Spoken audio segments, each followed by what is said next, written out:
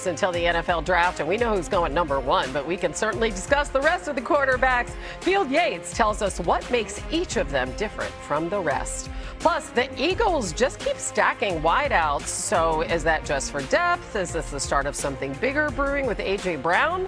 Adam Schefter has the latest. And the Patriots have flipped the script. Are they built to last or still missing one final piece? Somebody here says the answer could be waiting for them in the draft. As we welcome you all to NFL Live on this Monday, Hannah Storm alongside Field Yates, Mina Kimes, Shefty with us. Lots to get to today. And we're going to start in H-Town. So, Adam, the Texans pick up the fifth-year option on Will Anderson and C.J. Stroud. How are they prioritizing these foundational players?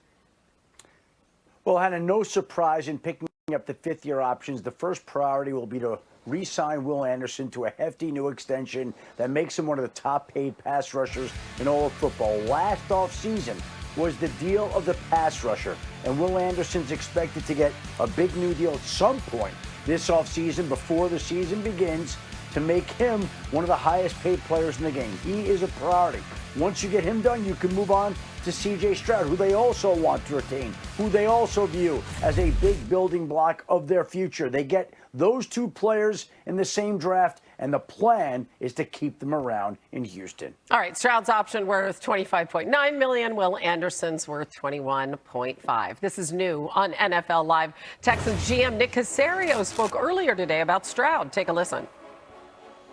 Yeah, I don't really think it affects his future. I mean, he's our quarterback. We've said that from the beginning. D'Amico and I both said it. So, I mean, I think that was really more of a procedural thing. I mean, I don't want to say it was a no-brainer, but it was kind of a no-brainer. So, glad he's here. Again, it's more part of the process. I mean, so we're excited about his offseason. I think he's had a good approach, had a good attitude here. I think he's put a lot of work in, you know, from, I'd say, March and April. So, excited to have him around here in the spring, and I'm excited to keep moving forward. The Texans completely revamped their offensive line again this offseason. They brought in tackle Braden Smith. They brought in Wyatt Teller in free agency. Likely they're going to keep Ariante Ursary at left tackle. That's a job that he took over in week 2. Center Jake Andrews, the only lineman starting in his same position from week 1 last season. And, Mina, we've been talking about it. Stroud's 5 fumbles at Pittsburgh, the 4 picks and a half in New England in the playoffs. How can the Texans help him be better in those moments? Yeah, I mean, there's no denying that C.J. Stroud did not have a good postseason, but I think it is also worth stressing that he was a very different player, not just during this regular season, but since he's come into the NFL. I mean, talk about the interceptions and the turnovers, but over the course of his regular season career in the NFL, he has an interception rate of just 1.7%, which is 11th amongst quarterbacks in that time. So I think you can argue that he has proven that's not who he is on the whole. He just has to make better decisions when it counts, particularly coupled with that defense, right? Because not turning the ball over can be just enough, quite frankly. I also think, however, that it's undeniable Houston can do a better job of supporting him. Wide receivers were injured in the playoffs. There's no helping that. But this was an offensive line that they revamped last year and struggled last year. It's a run game that was 29th in DVOA last season. So as we look ahead to the draft and think about this team through the context of, like, how can we have C.J. Stroud be his best self, those are areas where this team can continue and should continue to focus the offensive line and the run game. Yeah, Mina, when I think about the Texans in this year's draft, it feels a little bit like where I was at with the Broncos in last year's draft class. And what I mean by that is the Broncos didn't have some obvious glaring need going into the 20th pick overall last year, which they ended up using on Jahdae Barrett, the corner from University of Texas. But obviously, you're still going to make a pick, and you still have to be thinking about the future. I don't know if Nick Caserio could have made it any clearer during his press conference today that the team is going to take the best player available. The only exception would be if the best player available is at quarterback. All that being said, I think there's a chance the best player available happens to line up with what I think is a need, which is to get younger across the offensive line. You mentioned all these pieces they added into the fold this year. They're experienced players. They're also older players. A guy like Braden Smith, who turned 30 not even a month ago, and Wyatt Teller, who's now 32 years old. You just have to be ready for the eventual next wave of your offensive line. Athletic player, I think the best case scenario for him is somewhere where he can learn a little with a little bit of time, get some more seasoning. And the Texans do present that scenario, given that their projected offensive line, as things presently stand, I wouldn't say is set in stone, but at least in dark pencil as we stand here on Dark April pencil. 13th right now. Okay, number 2 pencil. Shefty? Yeah, there's no question the Texans still could use upgrades along the offensive line. But Field, and you would know this better than anybody, I think there's going to be a run on offensive linemen starting in the middle of the draft, right around 15 or so, up until the Texans' turn. I could see a bunch of teams in that range going offensive linemen and leaving the board a little bit bare at that position by the time the Texans slot rolls around, which brings Nick Caserio into that best player available. Again, if this defense were able to add somebody like Denver's defense did last year, they would have to do it. It's not something I think they'd want to do, but if the way the board falls, it could be that these offensive linemen are flying off the board from 15 to 25 range, roughly, and it leaves Houston a little shorthanded at that spot. Yeah, 28, right. Yeah, Lions at 17, team to keep an eye on. The Steelers at 21, the Chargers at 22, the Browns at 24, just to name a few teams that could be in that range that Shefty is alluding to. I'm still trying to wrap my brain around a soccer player that becomes an NFL offensive lineman. Talk about a quick study. I know. At that size, oh my God. Talk about for him. bulking up, too, right? Yes. Okay. New on NFL Live, Lions GM Brad Holmes spoke today about their approach to the draft, and it sounds like Detroit could be ready to make some moves. Take a listen. If we have that kind of conviction for a player, absolutely. We're gonna go and get him. The reason why we always go like the best player available approach is because there is only one draft and the roster is going to change every single year. Every single year is going to be new needs, it's going to be, contracts are going to expire, things are going to happen. So what may not seem as a immediate, I need this right now for this year, that might not be the case for the next year. So that's what's been our approach on that. But there's times where you might, it lines up. Like I said, maybe the best player is a perceived need, and it lines up that way. It's lined up like that in the past, but that's not always the case.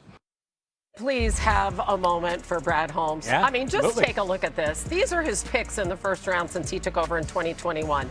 Penei Sewell, Aiden Hutchinson, Jamison Williams, Jahmyr Gibbs, Jack Campbell, Terrion Arnold, all major contributors. And, of course, he plucked Amon-Ra St. Brown from the 4th round back in 2021. But the Lions missed the playoffs. They finished 3rd in their division. Field, what should they prioritize in this draft, starting with pick 17? First of all, I've had this conversation with Brad Holmes previously. He does not care what your big board looks like. He cares about what the Detroit Lions big board looks like. He's not going to be bothered by the perception of a pick, which I admire greatly in a general manager because it's important to have, as he used, it's work the word for him, conviction right, in your draft picks. If they were going to address needs at number 17, I do think a couple that do come to mind include offensive tackle. We'll see whether they actually move Penei Sewell from right tackle to left tackle with Taylor Decker no longer with the franchise. But whether they keep him at right or move him to the left side, they're going to need a compatible other tackle to work with along that offensive line and pass rusher. So some names that I think do come to mind in that 17 range, specifically along the offensive line, would be the likes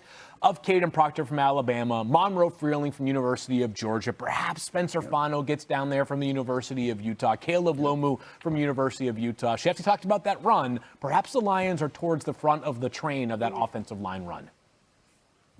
Yep.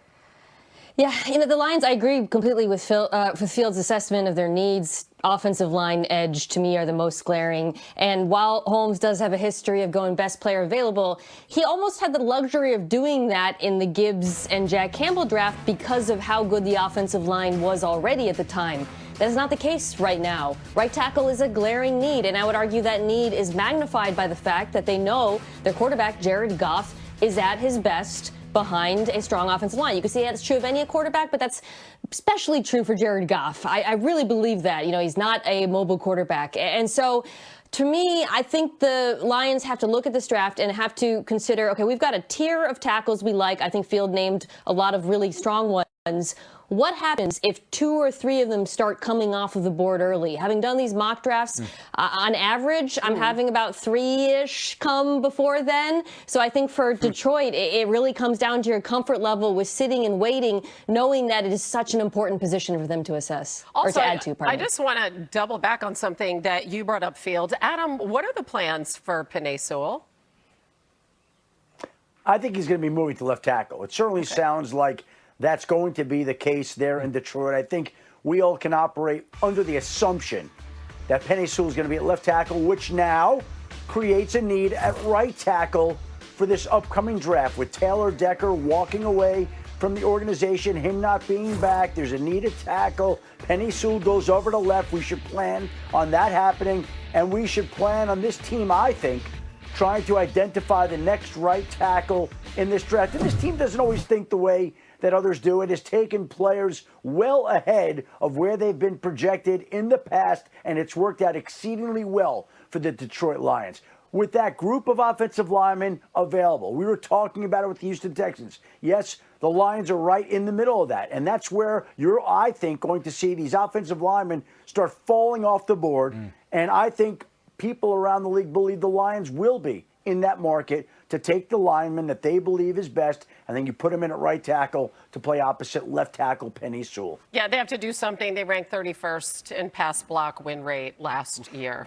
I know, right? Not good, yeah. Surprisingly bad. Adam, take us around some other top stories, if you will. Start in Pittsburgh as we approach the draft. What's going on with Aaron Rodgers?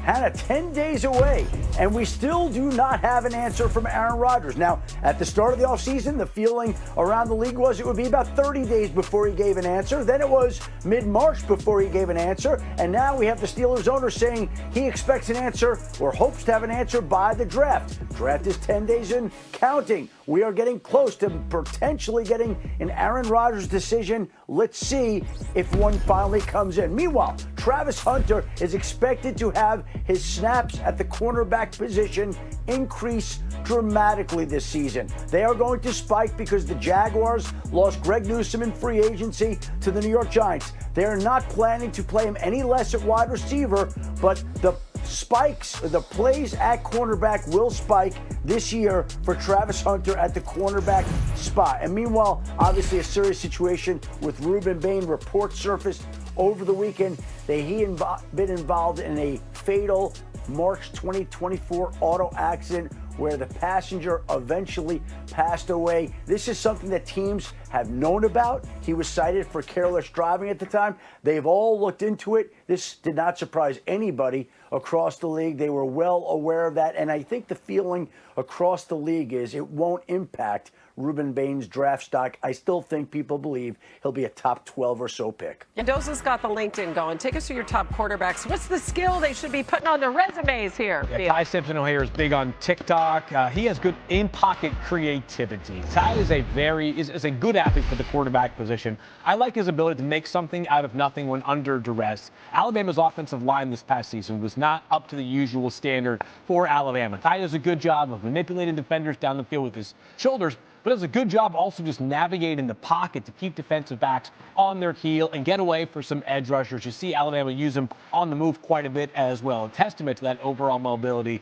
that he brings to the table. Just 15 starts for good mobility in those 15. Carson Beck, it's football intelligence. You can certainly point to the experience. He started 43 games during his 6 seasons of college football, played in high-leverage moments, played in different systems at big schools, but his football intelligence has been something that when you talk to people around the NFL that have spent time with Carson during the pre-draft process, they say this guy is sharp as a tack on the grease board. He's drawing up plays. Processing so important to quarterback play in the NFL.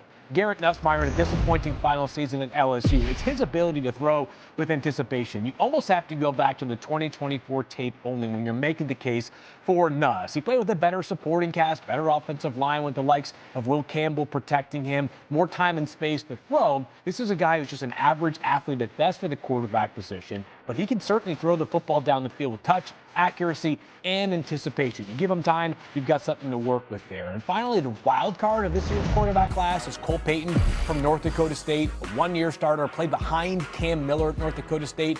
Prior to that, he's a lefty. He's got this big, long, wind-up delivery. He's got good arm strength, though, and he is just an unbelievable runner. You see it right there. He actually took a lot of snaps prior to this past year as a Wildcat quarterback and also as a running back. Teams are going to see something of a left-handed Taysom Hill in Cole Payton, which is why there are people that believe he could go as soon as early in round 4 of the upcoming NFL draft. Yeah, average rushing speed of 21.2 miles an hour, according to Teamworks data, so third fastest among all the D1 quarterbacks. But obviously the guy we've been talking about the most is Ty Simpson. So, Adam, what are you hearing about a possible landing spot for him?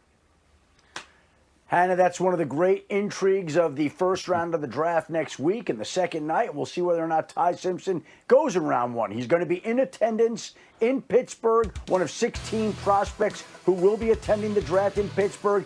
And I think the prevailing wisdom around the league is he could go there in the back half of this first round and surely be possible for a team to trade up and get him. If not, you're looking at the New York Jets, who hold pick number 33 on day 2, the first pick in the second round, and the Arizona Cardinals, who will pick 34, the second pick in the second round, looking right at the possibility of drafting Ty Simpson. Again, will he sneak into the first round remains up in the air. That could be decided by whether a team trades up into the first round to get him, sits there. If you remember last year, the Giants traded up to number 25 to go get Jackson Dart. We'll see if that repeats itself this year with Ty Simpson, but that seems to be the general area where people feel like he has a chance to go next week. And when Simpson's off the board, Mina, let's talk about LSU's Garrett Nussmeier. And I'm just wondering, what jumps out to you that makes you think that in the right situation he could flourish?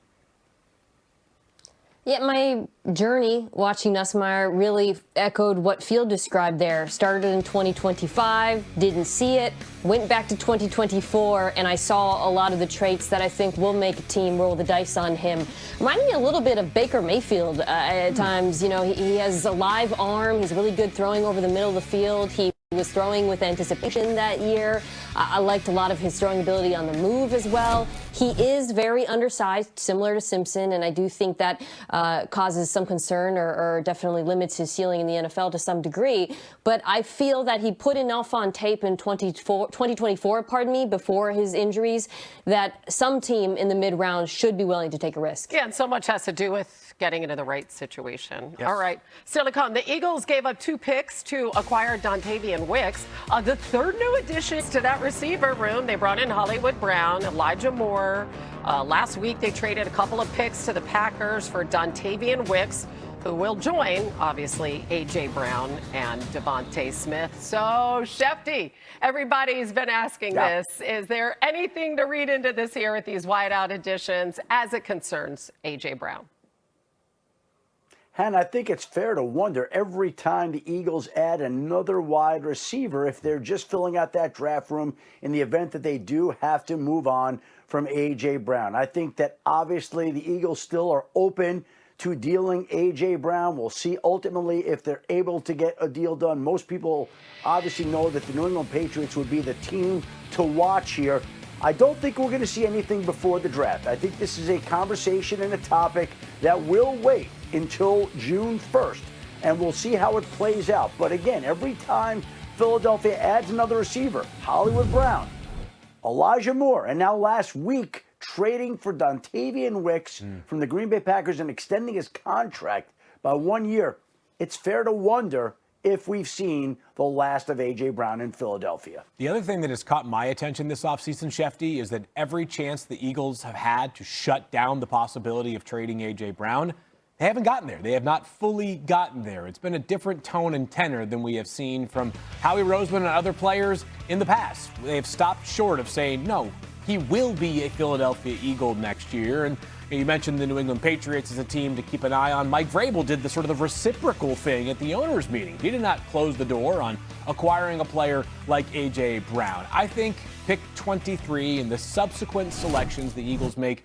throughout the upcoming draft will definitely foretell something of a story here. Now, it's worth noting that it doesn't have to be pick number 23 that would make me feel like A.J. Brown is no longer going to be a Philadelphia Eagle. But it might be, it is the deepest position in the entire draft shift. The wide receivers. I've got 42 guys with a draftable grade this year that play wide receiver alone. So Philly could easily find players on day 2 that could help them potentially offset the eventual departure of A.J. Brown. And Phil, how many times have we seen a player whose future is in question? His future is raised to an opposing head coach, and the opposing head coach says, Yeah, we can't talk about him under contract. And Mike Vrabel went out of his way to praise A.J. Brown, their relationship, talk about what a great player he was. It almost was as if everybody is waiting for those two sides to get together at some point. He didn't deny it at all. He was quick to respect and praise A.J. Brown. I think a lot of people expect that those conversations will be continued next month. Yeah, they have the 23rd pick in the first round, 8 picks overall, and never a dull moment with Howie, right? Yeah. Okay, coming up, meanwhile, the Green Bay Packers, because we just talked about Dontayvion Wicks. Obviously, he wasn't the only receiver that the Packers lost this offseason because the aforementioned Patriots signed their leading receiver, Romeo Doubs. So that leaves these guys, Christian Watson, Matthew Golden, Jaden Reed, the only wideouts with at least 200 receiving yards last season. So, Mina, kind of begs the question, is there enough proven production in that wide receiver room to feel confident about that group right now? If you can promise me that there's health, then yes. Christian Watson, when he is healthy, I really think is a true, maybe number one in some ways, but an explosive playmaker, downfield threat, such a good pairing with Jordan Love's skill set. Reed is your more versatile yards after catch guy. I do think that Matthew Golden, while he had an up and down season, it's important that he had his best game of the year in the playoffs and fits the group nicely. And I'm going to add another player. He's not a receiver, but Tucker Kraft, the tight end, coming back from injury. There were moments where he was the focal point of the offense. But as I said at the beginning, he's coming back from injury. Christian Watson has also battled injury. So for me, my questions about the Packers receiving group are less about talent and more about health. Healthy, I feel good about them, but of course that is a question mark. I mean, no team has been more willing to take a leap of faith or show a leap of faith on a player or a position group than the Packers, excuse me. I mean, we've seen this most notably with Brett Favre and then Aaron Rodgers and then Jordan Love. Like, this team has conviction on its players. And you think back to some of the seeds of where we're at right now, that 2023 draft class where they double dip at tight end with Tucker Kraft and actually prior to him, Luke Musgrave. Yeah. There's a lot of pedigree on this roster, and the pick last year at the time, yes, it was exciting. And I thought Matthew Golden, I can tell you based off how I drafted in fantasy football, was going to have a pretty special rookie season for the Packers in 2025. And I think the Packers probably had more hopes for him than 0 touchdowns during the regular season. But I think the other acknowledgement from the Packers is that the draft is not about just today. And trust me, I get it. It's exciting for us to find the perfect marriage between player and team need and team. Sometimes it's not about that. Sometimes it is about realizing that a year from now, you might be paper thin at wide receiver or tight end or offensive line or pass rush or wherever it may be. So Green Bay's prior drafts are going to perhaps be the focal point of this offseason amongst all of the departures that we have already seen. And they certainly could use some help at the wide receiver position for depth, if nothing else. But this is a roster that's got a few different needs. I think the number one need on this roster might just be cornerback. They need some help there as well. And somehow, some way, they've got to figure out a way when they don't have a first-round draft pick, because they traded that for Micah Parsons, to come out of this draft with some help at cornerback, some help at wide receiver. But the good thing is the Packers believe that there's some value in the later rounds in this draft, and they certainly plan on finding some of it there. Yeah, as Mina mentioned, Golden, it took a while, but against the Bears, finally in the wild card round, he had 84 yards receiving on 4 passes and finally got that first NFL touchdown. It's got to feel good. Hopefully a sign of good things to come. Coming up, the Ravens have made significant changes after missing the playoffs last year. So now what's left to do in the draft in terms of making some changes this offseason? So let's go back to Shefty now. What's been the biggest move that the Chiefs have made? Signing the Super Bowl most valuable player, Kenneth Walker, away from Mina's Seattle Seahawks. They had a big-time weapon to their backfield, whether they felt like they wouldn't have a chance to get Jeremiah Love at number 9 or whether they felt the value for Kenneth Walker was too strong. The Chiefs plunged into the free agent market at running back, signed a big-time weapon, and upgraded their backfield, giving Patrick Mahomes another weapon. 4th Super Bowl MVP to leave his team, first since Dexter Jackson back in 2003 when he left the Bucs. Mina, big question for the Chiefs. What is it? Well, there's a few, unfortunately. Wide receiver, cornerback, both needs. But I'll focus here on the pass rush because I do think that four-man rush has been lacking outside of Chris Jones. George Karlaftis has had his moments, but they really need speed coming off of the edge. And if I'm Kansas City, that is something I really consider addressing in the first round, early or later, because it is such a glaring need at a high-value position for them. Yeah, they just ranked 19th in pressure rate last year, Mina. Okay, let's go to Baltimore. Pivot there, Adam. Trey Hendrickson, what does he bring to the team? Yeah. Listen, they were looking for a pass rusher. Obviously, they thought they had one in Max Crosby. That didn't go the way that anybody thought. They pivoted at one point in time, turning to Trey Hendrickson, and now he gets to stay in the AFC North and chase some of the same quarterbacks that he's made a living chasing down in the past for the Bengals. Only this time, he'll be doing it for the Ravens, who feel like they found a pass rushing force. Yeah, they ranked bottom 3 in sack and pressure rate last year. So, Field, what's the big question for the Ravens? Yeah, to me, two still offensive positions to keep an eye on. One is wide receiver. I just feel like this team, beyond Zay Flowers, does not have a player the defenses have to kind of bring any of their game plan towards on a week-in, week-out basis. Rashad Bateman was extended once again last offseason, had a really disappointing 2025. Perhaps he's the answer, but if I'm Baltimore, I'm thinking about wide receiver long and hard. At 14, offensive line also needs to be fortified, especially amongst the interior positions. Well, you told us there's about 40 of them that you have that could be drafted. Yeah. All right, and their wide receivers ranking near the bottom in receiving yards last year. It's still ahead, a team that made a huge turnaround last season.